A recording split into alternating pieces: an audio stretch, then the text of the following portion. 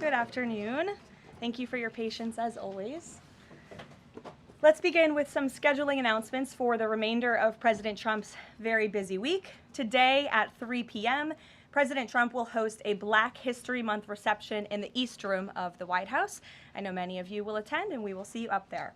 Tomorrow, President Trump will host a Board of Peace meeting at the Donald J. Trump Institute of Peace, where he will announce that member states have pledged more than $5 billion towards the Gaza humanitarian and reconstruction efforts, and have also committed thousands of personnel to the International Stabilization Force and local police to maintain security and peace for Gazans. Tomorrow afternoon, the president will travel to the great state of Georgia, where he will visit 2 local businesses and give a speech on his efforts to make life affordable for working people. On Friday, President Trump will host a working breakfast with governors in the East Room here at the White House.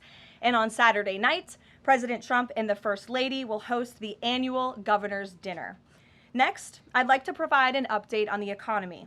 We're seeing promising signs every day that 2026 is going to be a record successful year for the American people, just as President Trump promised them. The January jobs report shattered expectations, highlighting how the president's pro-growth economic agenda is fueling American prosperity. The economy added 172,000 new private sector jobs to kick off the year. That's more than 2.5 times economists' predictions. The labor force participation rate went up while the unemployment rate fell. The prime age labor force participation rate is now at its highest since 2001.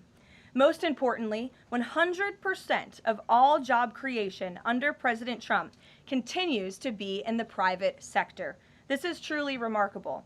That's 615,000 private sector jobs that have been added in President Trump's second term thus far. These are real working people. These are real American families who will be living out their American dream.